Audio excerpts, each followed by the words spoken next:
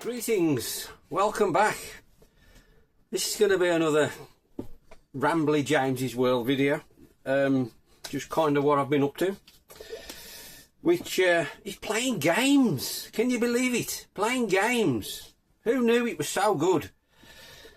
Right, finally feel I'm better and I've shaken off this dreaded lurgy, whatever it is I've had. In the worst bug virus I've ever had, without a doubt. 6 weeks I had it, to varying degrees. Kept thinking it was going, kept coming back. Horrific. However, finally this past week or so, I feel I'm kind of back to where I was, which is wonderful. Anyway, enough of that nonsense.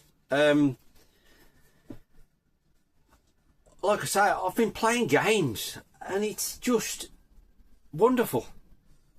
I don't know, it's been a revelation actually playing stuff properly and enjoying it and playing it through to completion.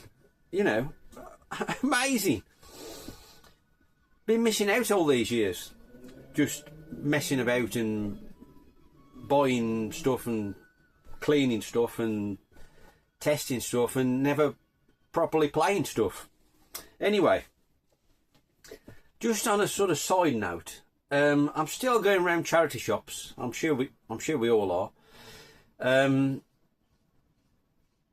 But I don't know if you agree with me, but the last month or so, I felt there's been a change in charity shops, and I think I saw somebody else mentioned this in one of their videos. I forget who it was, but there seems to have been a dramatic shift in charity shop pricing to me, or at least there are in the ones by me.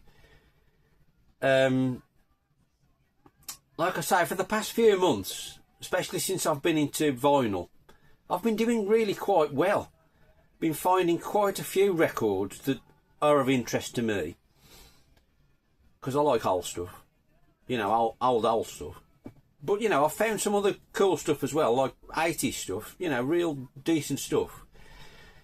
But then, like I say, the past month or so, there's been a change, and I wasn't finding much of anything at all. That said, when I was ill, I didn't go anywhere, so it's no wonder I found nothing. But anyway, the pricing seems to have gone crazy in charity shops. I mean, you know, all power to them. It's their stuff. They can charge what they want for it. You know, who's anyone to moan? They can charge what they want. But they do seem to be asking ridiculous prices for stuff. And it doesn't seem to be determined by quality of stuff either. Because I'm seeing because I look at records a lot. I'm seeing now records that were like £1 each, or even £2 for £1 maybe. Absolute crap that they will never ever sell in a month of Sundays. It's so old, you know, and so like of a genre that no young person is interested in it. And then putting it up to like £3, even £4 and £5 each for absolute crap they will never sell. And then consequently anything that's really quite decent, again, that was £1. I've seen stuff in charity shops, like record wise, 10 quid plus for decent stuff. I mean, it's madness. And even to the point where some of the prices I've seen, and this is now including games as well. When you see games, I mean, not that often, but I have seen games, but they're wanting prices which is above what CEX are charging. I mean, like I say, I know they're trying to get as much money for the charity as possible, and power to them. You know, every charity is wonderful in its own way. It's whatever's special to you, isn't it? But I don't know, it's like they're getting greedy, you know, and they're asking prices for stuff that simply not justifiably worth what they're asking in some cases. Anyway, I just thought I'd put that out there. Let me know if you've experienced, you know, similar pricing strategies in charity shops by you. You know, I tell you something that's just occurred to me. Something else that's really started irritating me in charity shops as well is, so not all of them, some of them, when you're paying for stuff now, they'll ask you, would you like to make a donation? And it's like, I've just made one. I've bought this stuff someone has given you for nothing to raise money for your charity. I've just made a donation, and then you're asking me for a donation. I have to bite my tongue sometimes. Again, I know charities are exceedingly worthy, but it just feels like they're taking the piss a bit to me. However, like I say, it's their stuff. They can do what they want with it. I'll still keep going looking and seeing if there's anything worthwhile. Anyway, moving on from charity shops. I still have found a few bits, to be fair, you know, so it's not all doom and gloom. There's still decent stuff out there. And some charity shops are probably worse than others in my experience. But anyway, moving on. Yes, I've been playing stuff and it's amazing. And I'm still playing sort of more modern stuff. And I'm still finding, I keep thinking, well, there's now more sort of PS5, and it's kind of spread to the PS4 again now. There's now more games that interest me out there, and then I keep finding stuff, and I'm so far down this rabbit hole now. It's mad. I don't see it stopping, especially now I've sort of. I mean, the PS4 and 5 are kind of the same anyway, aren't they? I know. But I've kind of never really got majorly into the PS4. And I don't know. There's loads on there, just like the Switch. It's so... Since the PS4 and Switch, sort of retro-style games on modern consoles, it's gone through the roof. And... you know, whatever it's been, 10 years plus, more than that, isn't it, since the PS4 came out? 12, 13 years, whatever it is. Since then, this trend for sort of retro-inspired games has just got bigger and bigger, and the snowball's got bigger and bigger. And there are so many out there, it's crazy. And the more you look, the more you find, which is the position I find myself in. And like I say, I've been buying loads of PS5, but I've also bought some PS4 and some Xbox One as well. Much lower degree, I bought some Xbox One as well. But I mean, there's much less available on that physical. It's not really the retro-inspired stuff I've bought on that, to be honest. It's just I've found a couple of bits that interested me. Anyway. Moving on from the last one of these videos, I think I was playing through that Rise on the Switch too. Well, I carried on playing through that, and I finished everything on it eventually. Fantastic game, I've got to say. It's really, really good. It's not perfect. The handling, unfortunately, lets it down. I think it was Dave who mentioned in the previous video that it looks flouty, and that's exactly what it is. It's flouty, and the cars feel like they've got no weight to them. But it does, you know, you get used to it. It's not as good as it could be, but you do get used to it, and it's a great game. If you know, like I say, if you're into arcade races, I strongly recommend you trying Rise, whatever it is. There's a few words after Rise, but it's a fantastic arcade racer. You've just got to give it some time to get used to the handling, and it does take a bit of time, but eventually it'll click.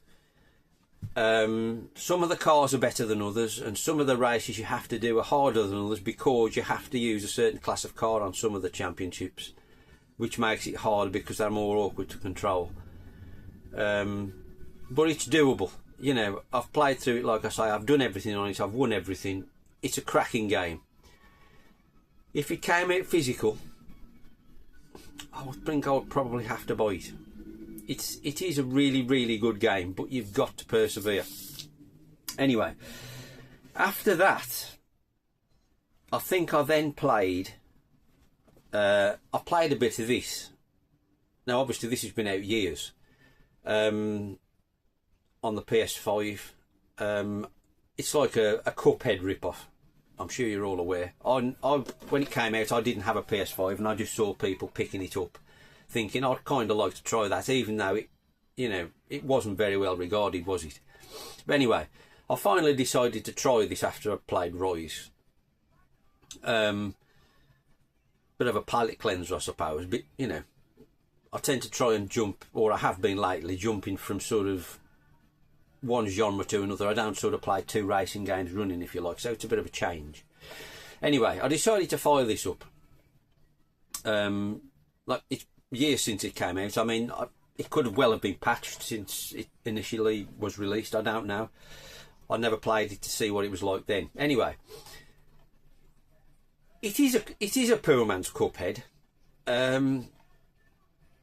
It's very much in the Cuphead style, but not done as well. That said, I don't think it's too bad. I think it's a mixture of sort of platforming and shooting sections like Cuphead, what I've played of it so far. I think I'm up to world 3 or 4, I forget which, or stage 3 or 4, whatever they're called. But it follows a very similar format to Cuphead. And you've got 2 protagonists to choose between, and you've got different weapon types. Again, it's a total Cuphead rip-off. Even in visual style, it's quite like Cuphead, but I don't think it's quite done as well, as I say. But it is still really, especially the boss fights, I think they are done reasonably well and very much like Cuphead boss fights. That Carey's one of the, I think that was the second, was it the second boss? I've not played that dude on the piano, I don't think. But yeah, it's mediocre. But if you like Cuphead, I'd say it's definitely worth a play. It's reasonable. It was better than I was expecting. I think that's the point.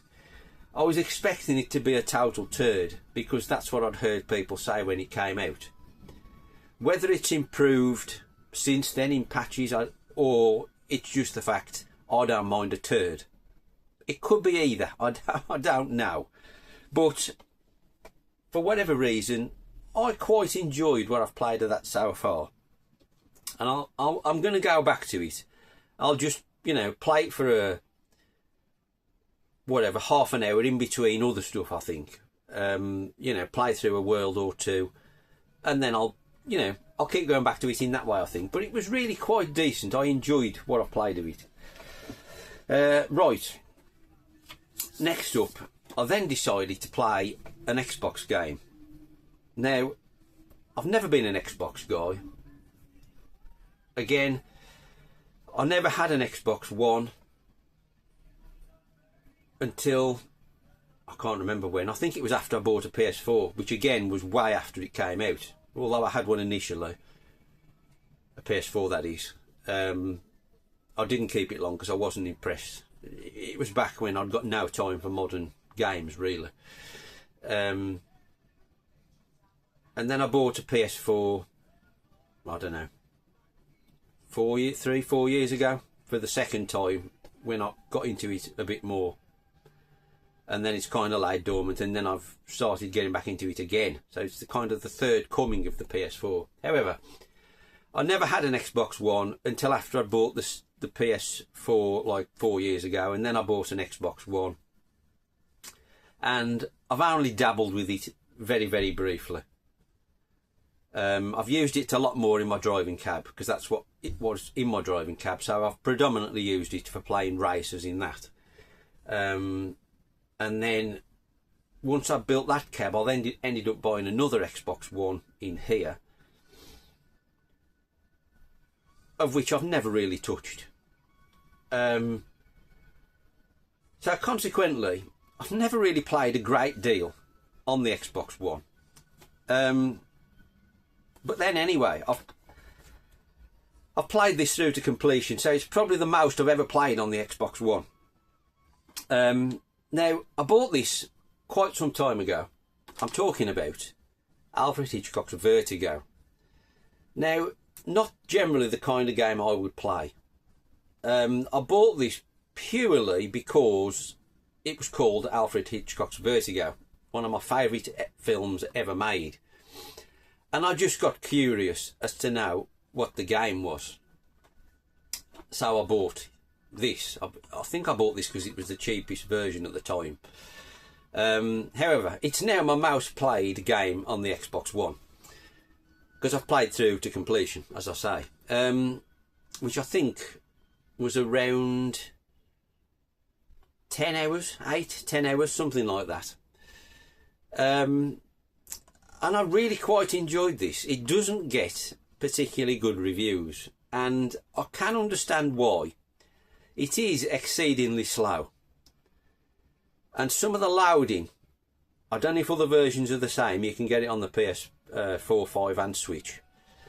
I've no idea how they compare, but some of the loading on this, considering it's not particularly demanding game, the loading is atrocious. And the game does move at quite a slow pace. But after about, when I first tried it, put it on for initially, and I played through the first sort of 15-20 minutes, and I was thinking, and I'd previously read how long it was to get through it, and I thought to myself, after 15-20 minutes, I can't play this for 10 hours. It's far too slow and boring for me. But then the story started to grab me, and that first initial play, I probably was on it hour and a half, 2 hours, and then I was sucked in. Then I thought, I've got to find out what happens here, and so I ended up playing through it all, like I say. And it's quite, I did enjoy it, and it's like, you do move within the game, but it's primarily an interactive movie type experience, with sort of point and click elements and sort of choose your own adventure pathways where you can choose different scenarios, and I think you can influence partial bits of how the game works out, though I think generally speaking there's kind of one path to take, but you can make different choices within it. And it's really, I really enjoyed it. Slowness and terrible louding aside, I did enjoy it.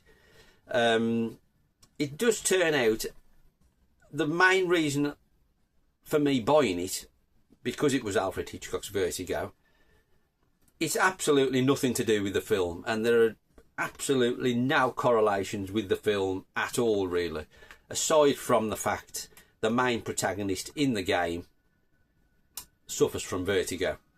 There's very little else that's anything to do with the film, so in that sense it was disappointing, but it has made me appreciate a different style of game, and I wouldn't be averse to possibly trying something like this again in the future, because I did quite enjoy it. But I wouldn't be in a mad panic rush to play, you know, one in the next few months, if you know what I mean.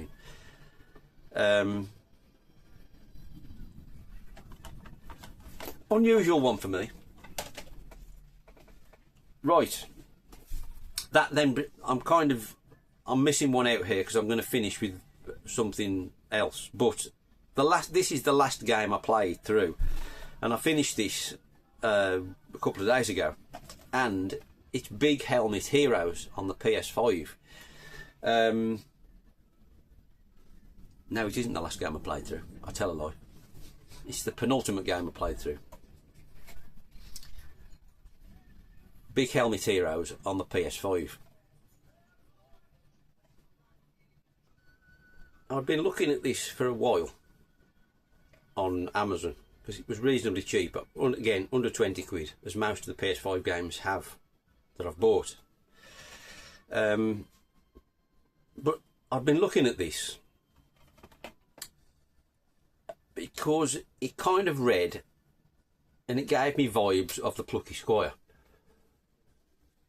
from what I'd read, and I was a bit on the fence. And then I'd asked somebody in one of the WhatsApp, who was it now? Sean, I think, in one of the WhatsApp groups, because he got it if he played it and he hadn't, and it was still quite reasonable on Amazon. So I decided to pull the trigger and buy it. And I pretty much played this as soon as it arrived, because I'd just finished that Vertigo, I think, when it arrived or something. Anyway, I played it straight away, more or less.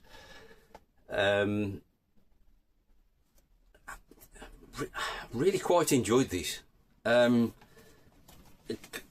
comes with this little slip cover. That's all what's in it. Oh no, I tell a lie. You get some kind of leaflet and a sticker. But yes, this is essentially, it's a brawl, a 2D belt action scrolling beat 'em up, done with like modern 3D graphics. But it hasn't really got a story. You're pretty much straight into the action.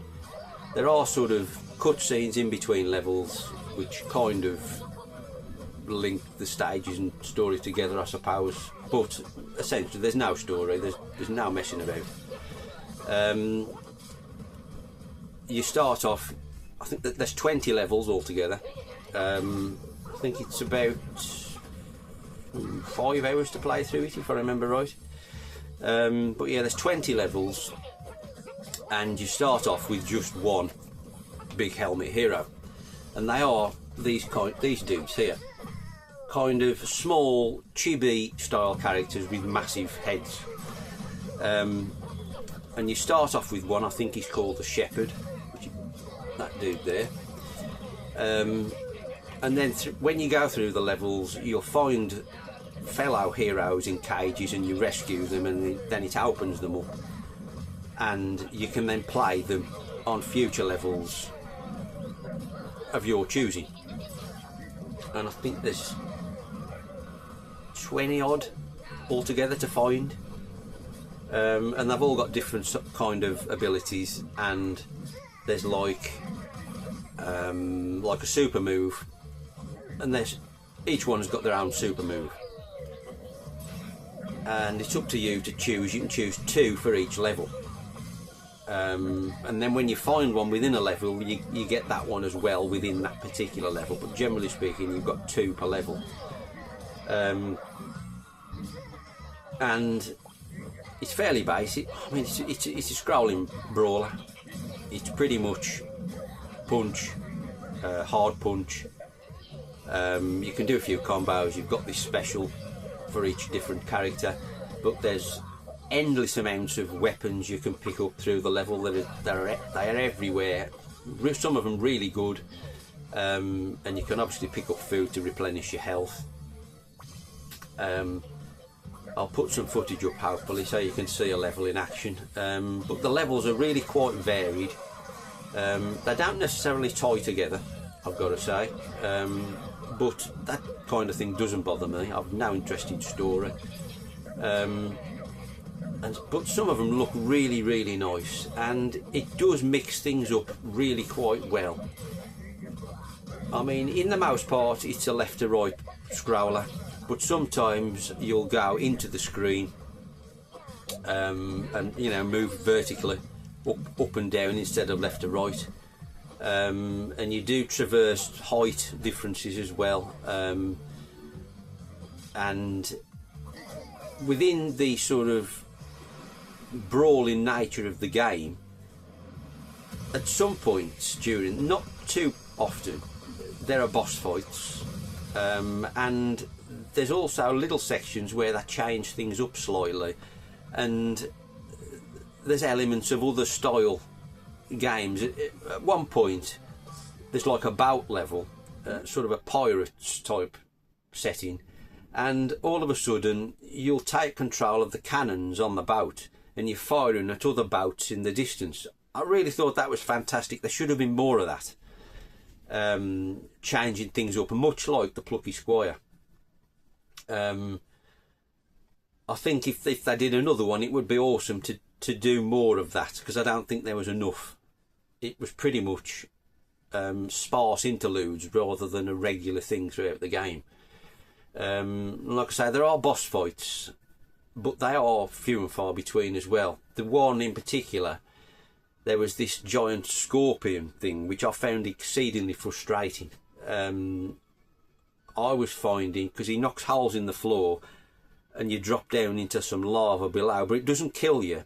You can walk around in this lava, but there was no way of getting back up to the platform where the baddie was. And so I found myself trying to get hit to reset the level, because if you pressed reset, you went back to the whole start of the level rather than just the boss fight. And also there's frustrations in the camera as well, I think, because it's 3D and the way it moves, sometimes you're behind, the camera's behind part of the scenery and you can't see what's going on very well. But it was kind of small, infuriating things. It didn't spoil the game, but it's just something that perhaps could be improved if they do another one. On the whole, I think it's a fantastic little game. I've got to say, it's really, really good. A lot of the heroes you've got to find to unlock are hidden, and so I've played through it, like I say, through all 20 levels, and there's at least half the heroes I haven't found. So it's got some kind of replayability value on that basis, to unlock all the heroes. And then the last level is pretty much a boss fight, and that kind of changes things up a bit, because you keep crashing through the floor into a different level, much kind of like Dead or Alive, if you know what I mean, where you fall through the floor and it drops to a different level. It does that a lot on the last level. So it's although it's primarily a scrolling 3D brawler, which is done really well in my opinion. It's got lots of charm. Be great two-player, I think. Especially, I think it'd be good for kids as well. Not that was of any use to me, but I think it would work well for kids. But it's got lots of variety. It's got crucially, it's got the charm. It's not got the amount that the Plucky Squire has got, but it's got charm, and thoroughly enjoyed it. Again, not perfect, a bit like Rise really, and Vertigo. Thoroughly enjoyable. That could all be improved in some way, but it didn't detract from how much I enjoyed all of them really. Right, the last one. Now, this is not the last game I played, but it's the last one I was going to talk about, purely because I'm looking for some... it's so good, first of all, and I'm looking for some suggestions if you know of any. Anyway, the last one I'm going to talk about is Hour on the PS5. Now, I can't remember how I think this was pure chance I bought this. It was fairly cheap, I think. Was it? I think it might have been off Hit, possibly. Now, this is a beautiful looking 2D Metroidvania style platform game. but it's a very light Metroidvania, and it's one of these which I've now discovered quite a big passion for. It's the non-combat Metroidvania adventure game. Now this journey started for me with Illusion Island. Awesome game. Now this is quite similar, but this is better. This is magnificent.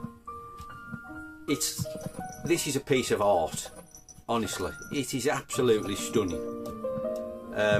It's like you're playing, the graphics are like an oil painting, and there's absolutely no story, although the story kind of unfolds as you play the game, but you're straight into it. There's no messing about, and you're playing this little red triangular fairy type dude, and it's basically your journey through this beautifully drawn environment where you are interacting with nature, if you like. Totally non-combat. Fairly short game, as I remember, 2-3 hours, something like that. But you go on a journey with this. It's beautiful, honestly.